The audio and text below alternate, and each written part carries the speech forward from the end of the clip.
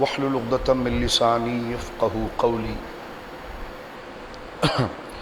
الحمد للہ المبدئ المعید الغنی الحمید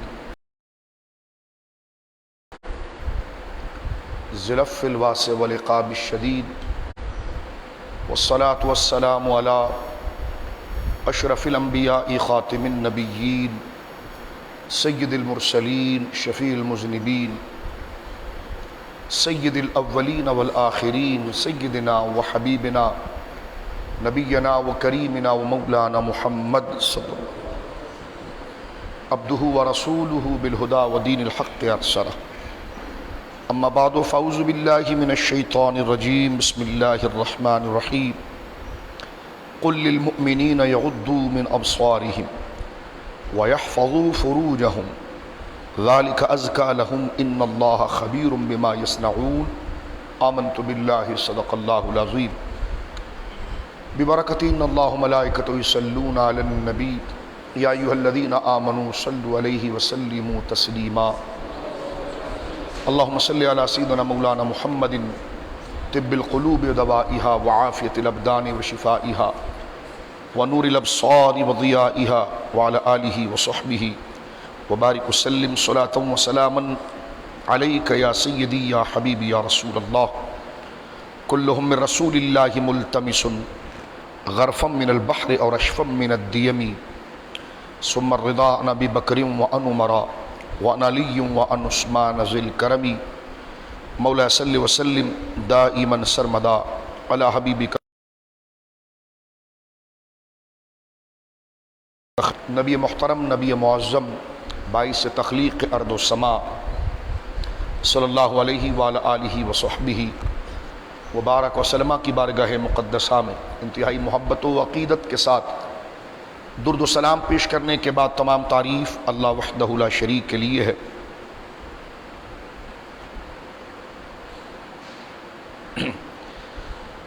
گزشتہ جمعے ہم نے اسلامی معاشرے کے خد و خال اور اسلامی سوسائٹی کی جو بنیادی حیثیت جس کو برقرار رکھنا اپنے ایمان اور اپنے دین کے حوالے سے ہر مسلمان پر لازم ہے، اس عنوان پر ہم نے گفتگو کیا اور آج اس کا ایک حصہ ذکر کرنے کی سعادت پائیں گے، وہ ہے حیا۔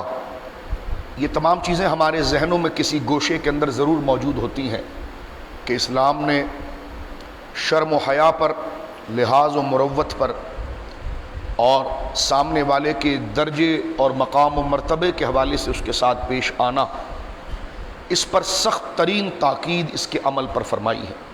لیکن حالات کے اعتبار سے جہاں ہم اپنے دنیاوی معاملات کو دین پر ترجیح دیتے ہوئے کئی اور دینی فرائض کو ہم بھول جاتے ہیں الیاذ باللہ، اس طرح اخلاق کے اندر یہ بنیادی چیزوں کو ہم بھول جاتے ہیں۔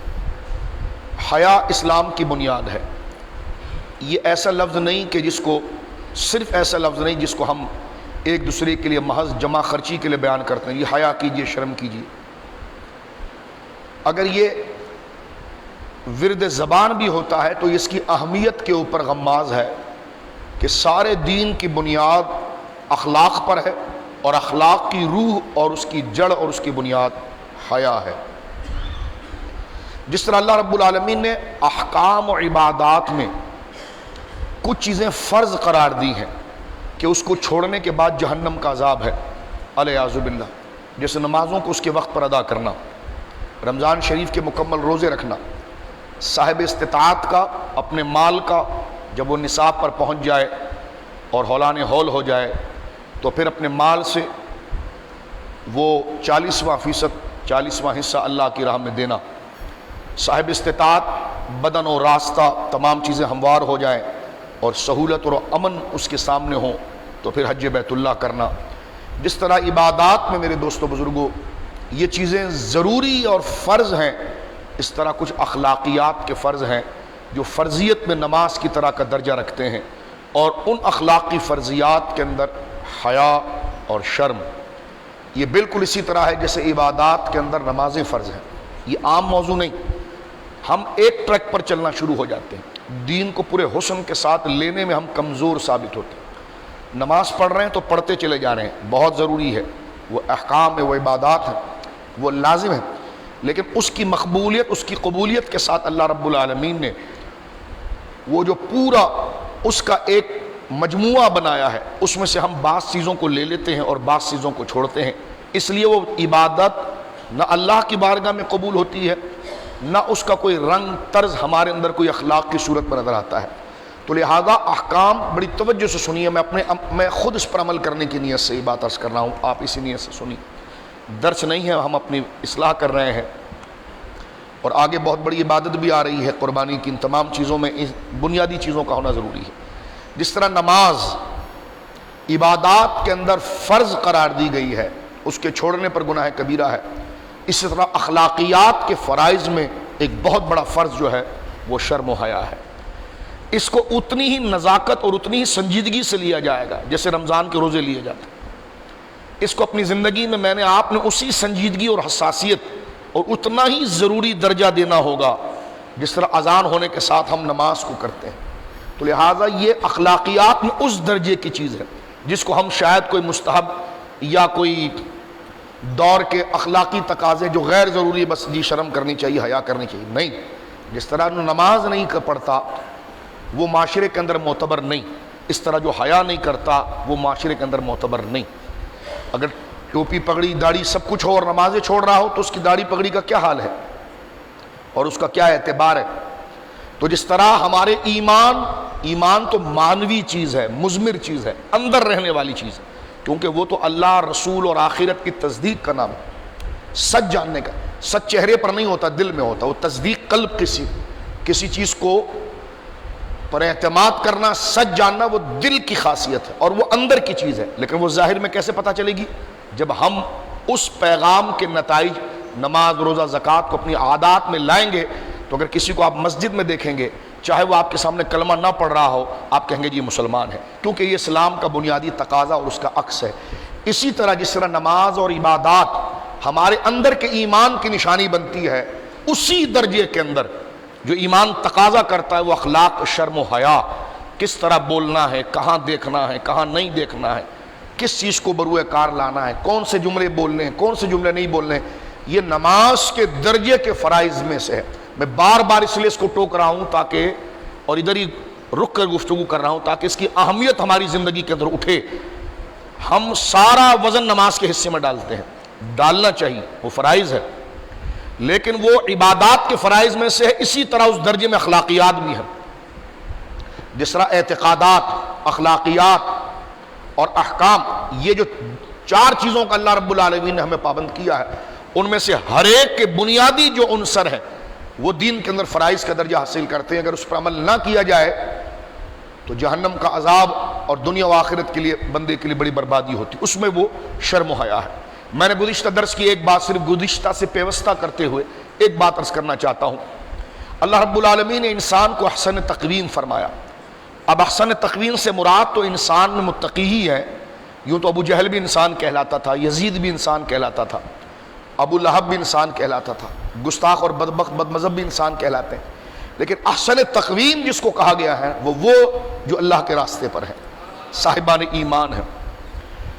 تو احسن تقویم، لقد خلقنا الانسان فی احسن تقویم، ساری کائنات کو ہم نے بنایا، لیکن اپنی کائنات کا ماڈل جس کو بنایا ہے، جس میں وہ ہماری ساری کائنات کے شاہکار کو دیکھ سکتا ہے، وہ حضرت انسان ہے جو صاحب ایمان ہے، مومن ہے، کیونکہ ان الدین عند اللہ الاسلام، اللہ کی بارگاہ میں اگر کوئی دین معتبر ہے تو وہ اسلام ہے، جو لوگ معتبر ہے وہ مومنین ہے، کہ جو اللہ پر، کیونکہ سب سے بڑا سچ، کیونکہ انسان وہ ہوگا جو حقائق کو قبول کرے گا، تو سب سے بڑا حق اللہ کو ایک ماننا، کائنات کا سب سے بڑا سچ رب کو قبول کرنا۔ تو جن کو اللہ نے اپنے نبی کریم علیہ السلام کی رسالت کی قبولیت اور اپنی توحید کی قبولیت کی دعوت دی، وہ احسن تقویم ہے۔ شاہ ولی اللہ صاحب بڑی پیاری بات کرتے ہیں، فرمایا کہ کائنات کے اندر آپ دیکھیں تو آسمان کا پھیلاوا بھی ہے، پہاڑ کی بلندی بھی ہے، زمین کی پستی بھی ہے، سمندر کی طغیانی اور گہرائی بھی ہے، لیکن انسان کو جو احسن تقویم کہا گیا ہے، اور یہ شرف اللہ رب العالمین نے اس کائنات کے اندر اپنے مخلوق میں کسی کو نہیں دیا، تو انسان کے لیے ذرا سوچ لیا جائے کہ انسان کو جو شرف دیا گیا ہے، آخر اس کی شرف کی بنیاد کیا ہے، بیسک کیا ہے، سورس کیا ہے؟ تو اس کو شاہ ولی اللہ صاحب رحمۃ اللہ علیہ حکیم الامت بڑے خوبصورت انداز بحجت اللہ البالغہ میں ذکر فرماتے ہیں، فرمایا وہ 4 شرف ہے جس کو سعادت حقیقی کہا جاتا ہے، وہ انسان کی زندگی میں شامل ہوتے ہیں تو وہ اللہ کا محبوب بنتا ہے اور وہ انسان کہلانے کے لائق ہوتا ہے، رب کی نظر میں بھی اور خلق کی نظر میں بھی۔ فرمایا وہ 4 عادات کیا ہے، میں اور آپ اپنے اندر وہ ٹٹولیں کہ اس میں سے کوئی ایک بھی ہمارے اندر ہے اور موت ہمارے سر پر کھڑی ہے، سانسیں ہماری آ رہی جا رہی ہے، اب بھی اگر غفلت کے پردے نہیں ہٹتے اور ہم غور نہیں کرتے۔ فرمایا وہ 4 چیزیں ہیں جو رب کی بارگاہ میں بندے کو انسان بناتے ہیں، انسان کہنا کے مستحق ہے۔ فرمایا پہلی چیز ہے حکمت، اس پر گفتگو کریں گے، دوسری چیز ہے شجاعت، تیسری چیز ہے عدل و انصاف، اور چوتھی چیز یہاں پر بیان کی عفت و پارسائی۔ فرمایا 4 وہ بنیادی صفت ہے جب انسان میں جمع ہوتی ہے تو وہ انسان کہلاتا ہے، اور ایسی ذات جس میں 4 صفتیں پیدا ہوئی ہیں اس پر اللہ فخر کرتے ہوئے کہتا ہے احسن تقویم کی ہم۔ تو لہذا اس میں سے آج صرف ہم نے ان 4 پر انشاءاللہ وقت پر ہم گفتگو کریں گے، صرف ہم عفت و پارسائی کے موضوع کو تھوڑا کھول کر اس کو ایکسپلین کرنا چاہتے ہیں، سمجھنا چاہتے ہیں، ڈسکرائب کرنا چاہتے ہیں تاکہ اس کو سمجھے، تاکہ وہ ہماری زندگی میں اگر کم ہے تو اس کو بڑھا دیا جائے اور نہیں ہے تو لایا جائے۔ عفت و پارسائی سے مراد حیا ہے۔ حیا کے بارے میں سرکار دو عالم صلی اللہ علیہ وسلم کا فرمان کہ جب کسی بندے میں حیا نہیں ہے تو وہ جائے کچھ بھی کرتا رہے۔ انبیاء کرام 100 سال، 1000 سال، 900 سال، کئی سال اپنی امت کے ساتھ وقت لگاتے ہیں، پریشانیاں برداشت کرتے ہیں، ان تک دین پہنچاتے ہیں، لیکن جب وہ دنیا سے رخصت ہو رہے ہوتے ہیں تو اپنی ساری تبلیغ کا آخری ایک میسج ان کو دے کر جاتے ہیں کہ یہ اب جو میں نے 40 سال تمہارے ساتھ لگا، بہت قیمتی بات کر رہا ہوں میں آپ سے۔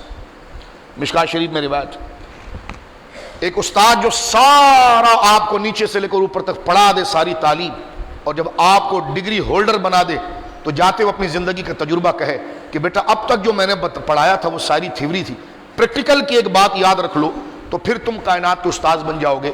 تو انبیاء کرام جو حقیقی معلم ہے رب کی جانب سے اس کے بندوں کے لیے، جب وہ اتنا عرصہ اپنی قوم کے ساتھ لگاتے ہیں، دشمنوں کے ساتھ لڑائی جھگڑا پریشانیاں، کیسے حالات ان پر آتے ہیں، پہاڑ اپنی جگہ چھوڑ دیتا ہے لیکن ان کی استقامت میں فرق نہیں آتا۔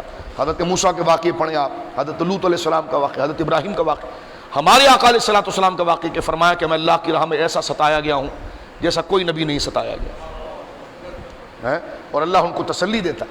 تو اب آپ غور کیجئے میرے بزرگوں، دوستوں، بچوں، فرمایا کہ جب مشکات شریف میں روایت نبی پاک فرماتے ہیں جب نبی دنیا سے گزر جاتے ہیں، رخصت ہو رہے ہوتے ہیں، تو آخری وصیت، دماغ کو بالکل کھول لیجیے، آخری وصیت جب اپنی قوم کو ہاتھ پکڑ کر کہتے ہیں نا کہ جو ہوا ہوا، میں نے اتنا دن تم سے لگایا، میری ڈیوٹی مکمل ہوئی، مجھے رب نے بلا لیا ہے، اب جو میں آخری بات کہہ کر جاؤں گا اسی میں ہی میری ساری زندگی تھی، جو میں نے تمہیں 80 سال 60 سال 65 سال 950 سال گزارے نا، جس پٹلی سے نکال کر میں نے یہ 900 سال میں تمہیں بانٹا ہے نا، وہ پوٹلی کیا تھی، وہ راز کیا تھا؟ فرما حیا۔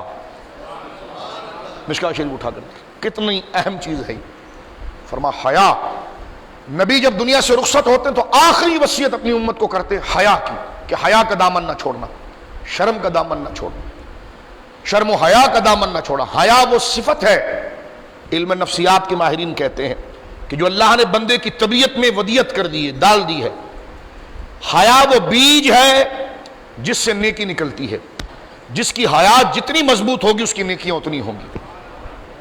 تو لہذا اب یہ اس کا ایک مختصر سا فلسفہ ہم نے ذکر کیا، اس کے پریکٹیکل کیا ہے قرآن کریم میں۔ اسلام وہ پیارا مذہب ہے کہ انسان کی، کیونکہ قرآن کا موضوع ہی انسان ہے نا، ہر کتاب کا ایک سبجیکٹ ہوتا ہے، ایک تو اس کتاب کی خود ایک فن کی تعریف ہوتی ہے کہ کس فن میں ہے، ایک اس کی اپنی ڈیفینیشن ہوتی ہے، ایک اس کا سبجیکٹ ہوتا ہے کہ کس ٹاپک پر یہ کتاب بنی ہے اور کیا بات کرے گی، جس کو آپ موضوع کہتے ہیں۔ پھر اس کے پڑھنے کے بعد ہمیں حاصل کیا ہوگا، یہ اس کی غرض و غایت ہر علم کی، چاہے آپ عصری تعلیم پڑھیں یا مذہبی تعلیم کریں، 3 چیز کتاب کو رکھنے کے ساتھ اگر قابل استاد ہوگا تو اپنے بچے کو پہلے بتائے گا یہ کتاب اس فن میں ہے، اس فن کی تعریف یہ ایک، پھر اس فن میں سے کس فن کے لیے کتاب بنائی گئی ہے، اس کا موضوع سبجیکٹ، تاکہ طالب علم کو پتہ چل جائے کہ کتاب تو میرے بکسے کے اندر 12 رکھی ہوئی ہے لیکن ہر ایک کے ٹاپک الگ الگ ہے، اس کا ٹاپک ہے، ایک اس کی تعریف کہ کس فن میں ہے، تو اس فن کی تعریف سامنے آئے. پھر فن کے ساتھ اس کتاب میں کس موضوع کو زیر بحث لایا گیا، اور ادھر ادھر نہیں جائیں گے تاکہ ایک وے قائم ہو جائے اور طالب علم 1000 سے لے کر 1200 صفحے تک تمام باتوں کے ایک جملے میں سمجھ جائے اس کا موضوع کیا. پھر اس کو پڑھنے کے بعد ہماری زندگی پر اثر کیا ہوگا، یہ غرض و غایت. یہ کتاب کو پڑھانے سے پہلے مدرس ان چیزوں کو کلیئر کرتا ہے. تو اسی طرح قرآن کی ایک تعریف ہے، اس کا ایک موضوع ہے، اس کی غرض و غایت ہے. جلدی سے بول دینا چاہتا ہوں. قرآن کی تعریف یہ ہے کہ اللہ کا وہ کلام جو نبی کریم علیہ الصلوۃ والسلام کے سینے پر اترا، عربی زبان میں ہے، الفاظ و معنی کا مجموعہ ہے، اور تواتر کے ساتھ ہم تک بلا کسی شبہ پہنچا. یہ قرآن کی تعریف ہے، یہ اصول کی کتاب، یہ قرآن کی تعریف. قرآن تو پڑھنے کے معنی میں ہے نا، لغوی معنی، لٹرلی معنی، لیکن اس کی تعریف کیا ہے جو ائمہ اصولین اپنی کتاب میں کرتے ہیں، وہ یہ قرآن اللہ کا کلام جو نبی پاک صلی اللہ علیہ وسلم کے سینے پر اترا، الفاظ و معنی کا مجموعہ.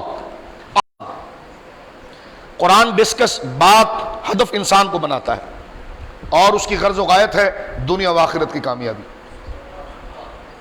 یہ 3 چیزیں آپ کے سامنے آ گئی. ٹھیک ہے جی. ہے کیونکہ بچے بھی بیٹھتے ہیں اس لیے تھوڑا بیک پر آ کے بات کو کھولنا پڑتا ہے تاکہ پورا جنرل موضوع ذہن میں آ جائے. اب جب آپ یہ سمجھ گئے کہ قرآن کا موضوع انسان ہے، تو انسان کی نفسیات سے بھی قرآن بات کرے گا، انسان کے ظاہر پر بھی قرآن بات، اس کی اصلاح جس طریقے سے ہوگی قرآن بات کرے گا. ایک انسان اپنی نفسیات میں، اپنی مادیت میں، اپنی روحانیت میں جس طریقے سے بھی حق کو قبول کرتا ہے، جس اینگل سے، قرآن ہر اینگل سے بات کرے گا. یہاں سے ایک ٹاپک اور کھل جاتا ہے. ہمارے علماء سے لوگ پوچھتے ہیں قرآن سائنس کی کتاب ہے؟ ہمارے علماء کہتے ہیں نہیں. کہتے ہیں سائنسی علوم تو اس میں بحث ہوئے ہیں. فرما بحث تو ہوئے ہیں. فرما قرآن ریاضیات کی کتاب ہے؟ ہمارے علماء کہتے ہیں نہیں. تک ریاضیات کے بھی مسائل اس میں ہیں؟ فرما ہاں ہے. فرما قرآن تاریخ کی کتاب ہے؟ فرما نہیں. فرما اتنے زمانے کی ساری تاریخیں آ گئی ہیں؟ فرما ہاں یہ ہے. فرما اس کا کیا مطلب ہے؟ فرما قرآن ہدایت کی کتاب ہے. انسان کو ہدایت کبھی عقلی علوم سے ملتی ہے، کبھی نسلی علوم سے ملتی ہے، کبھی تاریخ سے ملتی ہے. جس ذریعے سے انسان حق کو پکڑ سکتا ہے قرآن ان تمام علوم کو ڈسکس کرتا ہے. لہذا قرآن نہ سائنس کی کتاب ہے، نہ میتھمیٹکس کی کتاب ہے، نہ ہسٹری کی کتاب ہے، لیکن قرآن ہدایت کی کتاب ہے. تو انسان کو ہدایت جس زاویے سے ملے گا، اور ایک انسان کی طبیعت میں جس موضوع میں دلچسپی ہوگی اور اس دلچسپی کے ذریعے وہ حق کو قبول کرے گا، قرآن ان تمام چیزوں کو ٹچ کرے گا. اب آپ سب لوگ کہتے ہیں یہ قرآن میں سائنسی علوم بھی ہے، تو میں نے کب انکار کیا، لیکن سائنس کی کتاب نہیں ہے. قرآن میں تو تاریخی باتیں بھی ہیں، میں نے کہا بالکل آپ ٹھیک کہہ رہے ہیں، لیکن قرآن تاریخ کی کتاب نہیں. قرآن میں تو جرنل موضوع بھی ذکر کیے گئے، آج جو حقائق کائنات کے نکل رہے ہیں، ہزارہ موضوع ہیں، عمرانیات ہیں، جغرافیات ہیں، معدنیات ہیں، نباتات ہیں، الغرض جتنے بھی موضوع ہیں، چاہے آپ اس کو جس علم کے شعبے، تمام کے نکات، ہر شعبے کا استاد اس میں سے اپنے مطلب کی بات نکال لے گا اور پہنچے گا اس کو، اور وہ اپنی خوش فہمی میں کہا او یہ تو فزکس کی کتاب ہے، او یہ تو ریاضیات کی کتاب ہے، یہ تو تاریخ کی کتاب ہے. وہ اپنے ذہن سے سمجھ جائے ٹھیک ہے، کیونکہ وہ اس میں دلچسپی رکھتا ہے. اور قرآن کا موضوع ہدایت، انسان جس علم سے، جس کھڑکی سے، جس چشمے سے فیض لینے کی صلاحیت رکھتا تھا، اور جس میں جو شوق بیدار ہے، قرآن ہر شوق پر بات کرے گا. لہٰذا ہماری زندگی کا ایک بنیادی موضوع جو ہے وہ حیا اور شرم ہے. آگے بڑھنے سے پہلے میں ذرا فلسفہ اس کا بیان کر رہا ہوں. فلسفہ جھوٹ کو نہیں کہتے. فلسفہ لمبی چوڑی بحث کو ایک خلاصے کے طور پر اس کے لب لباب کے لیے کہ ناریل توڑ کر پانی کو نہیں دیکھا لیکن پہلے اس کے اندر کی حیت بتا دینا، یہ اس کا ایک فلسفہ ہے. تو یہ فلسفے کو ہم ڈسکس کر رہے ہیں جو علوم کی گہرائی، اس کے مغز کو بیان کرنا ہے. اب آپ دیکھیے، اسلام وہ مذہب ہے کہ انسان کی اچھائیاں جس موضوع کے ساتھ، انسان اپنے باپ کے پشت سے ماں کے پیٹ میں آتا ہے، اسلام بات کرنا شروع کر دیتا ہے. ماں کے پیٹ میں اس پہ بات شروع ہو گئی، پیدا ہو گیا اس کے احکام شروع ہو گئے. ماں کے پیٹ میں کیا اس کے احکام، پیدا ہو گیا اس کے احکام، ماں کے گود میں احکام، کھائے گا پیے گا اس کے احکام، نابالغ ہے پھر احکام، بالغ ہو گیا احکام، سونے کے احکام، جاگنے کے احکام، پڑھنے کے احکام، دوستوں کے احکام، بہنوں بھائیوں سے ملنے کے احکام. آگے چلا شادی ہو گئی، بیوی کے بارے میں، بچوں کے بارے میں، پھر آگے چلا کاروبار کر رہا ہے، یہ کر رہا ہے، سب چیز کرتے ہوئے سارا اس کی زندگی کے ہزاروں شعبہ جات لے کر اب یہ آیا جوانی، پھر بڑھاپا، مر گیا، مرنے کے بعد کیا احکام. لوگ کہتے ہیں اسلام کیا؟ میں نے کہا دین فطر. کبھی ہماری فقہ کی کتاب کی انڈیکس پڑھ لیں آپ، انسان سر پکڑ کے، اور آپ بتائیے اس میں کون سی انسان کی ایسی ضرورت ہے جس کو چھوڑ دیا گیا ہے؟ آپ صرف انڈیکس کو پڑھیں، طہارت کا مسئلہ تو بعد میں، یہ ماں کے پیٹ میں آتا ہے جب سے ہی اللہ اس کے بارے میں بیان کرنا شروع کر دیتا ہے۔ یہ ان کتابوں کی طرح نہیں جو کسی ایک سبجیکٹ پہ بات کرتی ہے، یہ وہ کتاب ہے کہ جو انسان کے ہر شعبے پر بات کرتی ہے۔ مر جائے تو مرنے کے بعد کی بات ہے، جو چھوڑ گیا اس کے بارے میں بات، پھر جو رہ گئے اس کا اس سے کیا کنیکشن رہے گا وہ بات ہے، پھر اس کی ملاقات کب ہوگی۔ یعنی اتنے بڑے حقائق جو انسان کی نظروں سے اوجھل ہے، تو واقعی میں پڑھنے والا بندہ اگر رتی برابر بھی عقل رکھتا ہے نا، وہ کہے گا یہ کسی فرد بشر کا کلام نہیں، اللہ کا کلام ہے۔ کیونکہ انسان ہوتا تو کسی شعبے کو چھوڑ دیتا، لیکن بنانے والا ہے، وہ ہر چیز کو جانتا ہے کہ اس کو اس طرح بنایا گیا، اس کی یہ ضرورت ہے، اس کی یہ ضرورت ہے۔ تو بنانے والا ہی اپنی مصنوع کے بارے میں سب کچھ جانتا ہے، بنی ہوئی چیزیں اپنے بارے میں ایک دوسرے کے بارے میں اتنا نہیں جانتی۔ مثلا اگر میں اور آپ بڑے ذہین بھی ہوں، لیکن ذہانت میں ہماری زندگی کے اندر کئی ایسے جذبات ہوں جس سے آپ کا سامنا ہوا میرا ہوا ہی نہ ہو، بہت ممکن ہے۔ تو وہ شعبہ میرے عقل میں کبھی نہیں آیا تو میں اس پر ڈسکس کیا کروں گا؟ لیکن رب ہے جس نے وہ جذبات کو خود پیدا کیا ہے، جذبات کا بھی خالق ہے، ان کے بدن کا بھی خالق ہے، ان کی روح کا بھی خالق ہے، ان کے ہر شے کا خالق ہے۔ تو وہ ہر ضروریات جس پر وہ انسان کھڑا ہے اور اس کے ساتھ جڑی ہوئی جو تمام چیزیں ہیں، اس کے حقوق کو اگر کوئی بیان کرے گا تو رب ہے، اور اس کو پریکٹیکل اگر کوئی کریں گے تو لقد کان لکم فی رسول اللہ اسوۃ حسنہ، وہ جناب رسول کریم کی ذات گرامی۔ کیا خوبصورت اللہ رب العالمین، یہ تو اللہ نے بیان کر دیا، لیکن فرمایا لقد کان لکم فی رسول اللہ اسوۃ حسنہ، ہم نے اپنے نبی کی زندگی کو تمہارے لیے ایک ماڈل بنا دیا۔ اسوۃ حسنہ، اسوہ کہتے ہیں ایسی صفت کو جس کی طرف احتجاج کیا جائے۔ احتجاج وہ نہیں جو پلے کارڈ لے کر کرتے ہیں، یعنی جس کی طرف بندہ اپنی ضرورت کی طرف لپکے۔ تو رسول کریم کی زندگی کو اتنا مکمل بنایا گیا جیسا قرآن مکمل ہے۔ قرآن جیسے ہر علم پر مکمل ہے، اس طرح حضور سید عالم صلی اللہ علیہ وسلم انسان کی ضرورت کے ہزار ہاتھ پہلو اور جذبات اور اس کے مطالبات کی تکمیل کا ذریعہ ہے۔ فرمایا اس لیے سارے انسان، کالے کا اپنا ذہن ہے، گورے کا اپنا ذہن ہے، افریقی کا اپنا ذہن ہے، انگریز کا اپنا ذہن ہے، دیہاتی کا اپنا ذہن ہے، جس کا جیسا ذہن ہوتا ہے ویسے اس کے شوق ہوتے ہیں، جیسے اس کے شوق ہوتے ہیں ویسے اس کے مطالبات ہوتے ہیں۔ ایک انسان سب کی زندگی پر کیسے کامل ہو سکتا ہے؟ لیکن جناب مصطفیٰ کریم کو ایسا بنایا گیا کہ دیہاتی بھی اپنی زندگی آپ میں پا لیتا ہے، افریقی بھی اپنی زندگی آپ میں پا لیتا ہے، گورا بھی اپنی زندگی آپ میں پا لیتا ہے، مجبور بھی پا لیتا ہے، مظلوم بھی پا لیتا ہے، بادشاہ بھی پا لیتا ہے۔ پہلے جو انبیاء آئے ان کی زندگی میں ایک ایک کمالات تھے۔ سلیمان علیہ السلام صرف بادشاہ ہیں، غریب کی زندگی کے لیے آپ کی زندگی مبارکہ کے وہ پہلو کشادہ نہ ہوئے، لیکن نبی پاک کو دیکھے ہر پہلو کشادہ ہے۔ اس لیے لکھنے والوں نے ایک ایک پہلو پر ہزار ہزار صفحے لکھے، اور قرآن نے سورہ احزاب میں کہا لقد کان لکم فی رسول اللہ اسوۃ حسنہ۔ یہ کہاں لوگوں کی آپ بائیوگرافیاں اور جہازوں میں کبھی دیکھیں اتنی موٹی موٹی کتاب لے کر بیٹھا ہوا ہے۔ تو میں نے کہا یہ جھوٹ بھی ہوگا سچ بھی ہوگا، اس بکواس میں پڑھنے کی تمہیں کیا ضرورت ہے؟ پڑھنے سے انکار نہیں ہے، بندے کو ہر علم پڑھنا چاہیے اور اس کو ٹٹولنا چاہیے جب کہ وہ اپنے علم میں کمال حاصل کر لے، کمال حاصل کر لے اور دین کو سمجھ لے۔ اس لیے کہ آج کل جہاں علم کی اور نالج کی بہتات ہے وہاں ملاوٹ بھی ایسا ہی ہے، خطرناک قسم کی ملاوٹ ہے۔ تو جب تک آپ کے ایکسس اور رسائی اصل کی طرف نہیں ہوگی، جب تک آپ دیسی کو نہیں جانیں گے تو بناسپتی کو کیسے پہچانیں گے؟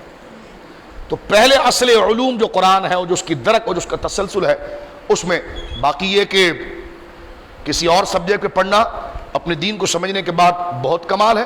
اب آپ دیکھیے کہہ رہے جی فلاں نے اپنی مرضی کا قرآن چھاپنے کی کوشش کی، معاذ اللہ، فلاں نے کیا کرنے۔ میں نے کہا یہ آج کی بات تھوڑی ہے۔ اسرائیل کے بارے میں تو ہم نے بچپن میں جناب یوں سمجھے چھوٹی عمر میں ہم نے دیکھا ہے کہ ویب سائٹ پر انہوں نے قرآن کی آیات کو نکال کر ساری باتیں کی ہوئی ہیں، لیکن اتنا کرنے کے بعد بھی ان کو گھٹنے کے بل گرنا پڑا۔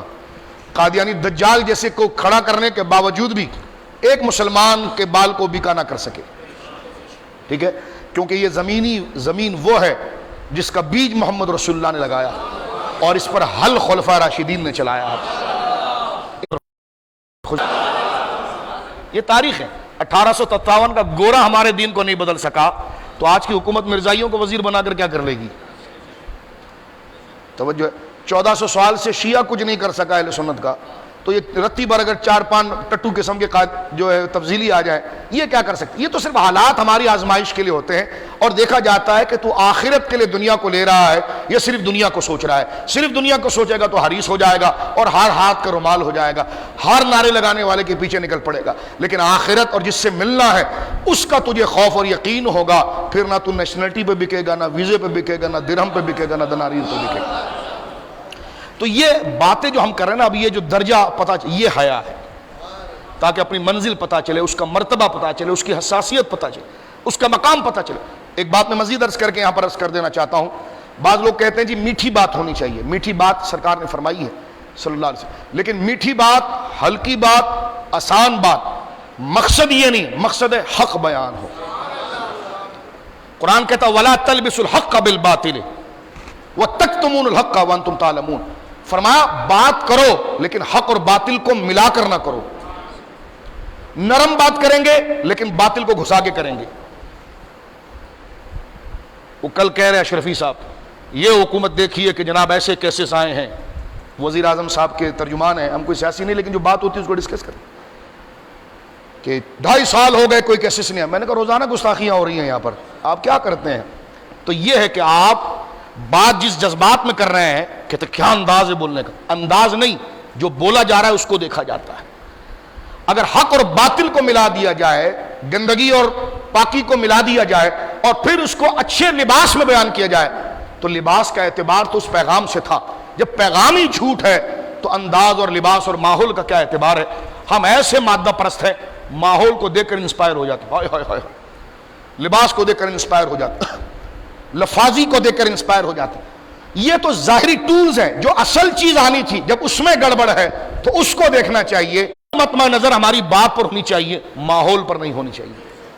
پیچھے آپ نے لکھ دیا ما کان محمد ابا احد من رجالکم، پنجاب اسمبلی میں ختم نبوت کی آیت لکھ دی گئی ہے۔ میں نے کہا یہ تو قائدیانی، میں ان کا انکار نہیں کرتا، شرف کی بات ہے، ہم تحسین کرتے ہیں، ہم تحسین کرتے ہیں، ہم مبارکباد دیتے ہیں، ہم دعا کرتے ہیں کہ ہمارے ملک کے ادارے اگر اس بات کو سمجھ رہے ہیں تو اللہ رب العالمین جل والا ہمارے سیاستدان اور اداروں کو برکت عطا فرمائے۔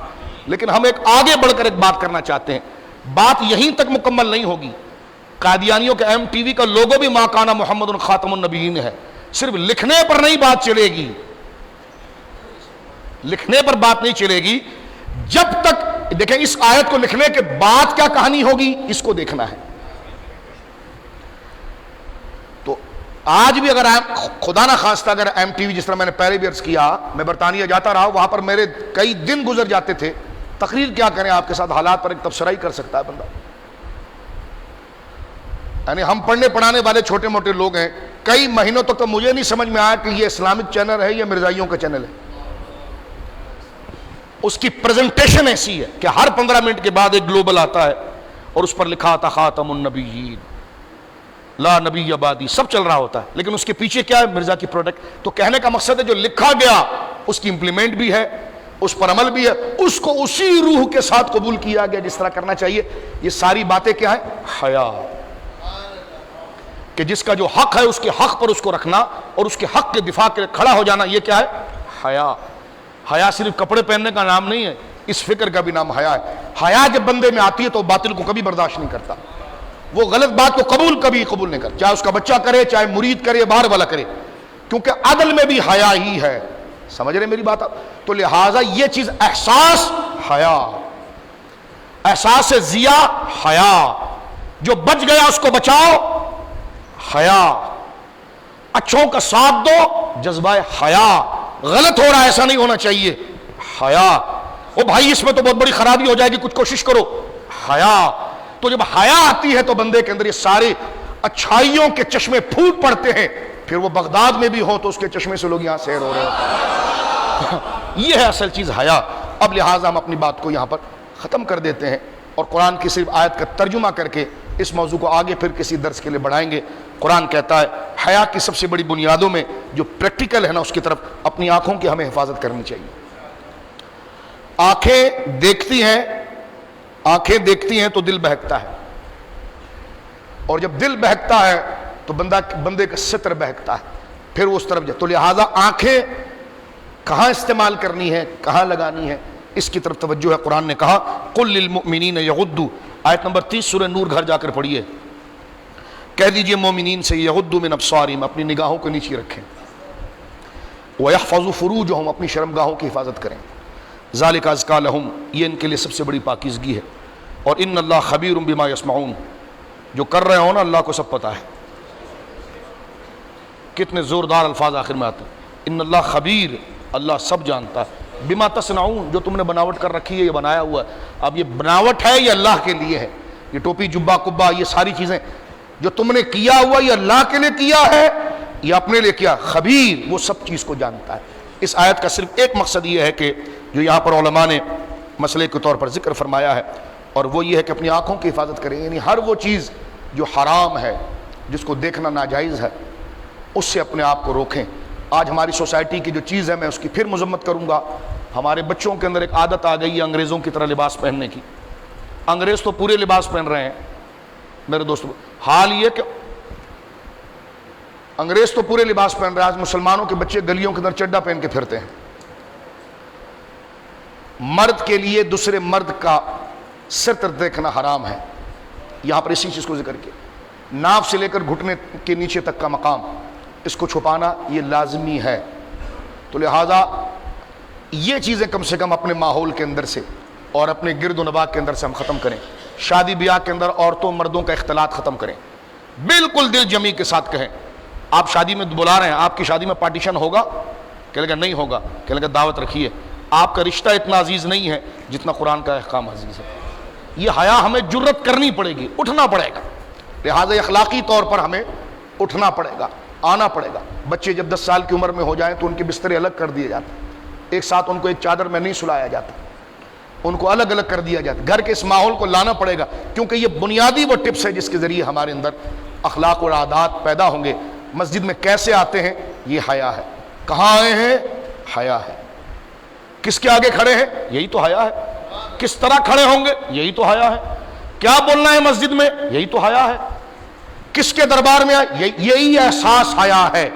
اس کو بندہ جب تک پالتا رہتا ہے اس کا ایمان محفوظ رہتا ہے. اللہ میرے اور آپ کے ایمان کی حفاظت فرمائے. وآخر دعوانا الحمدللہ.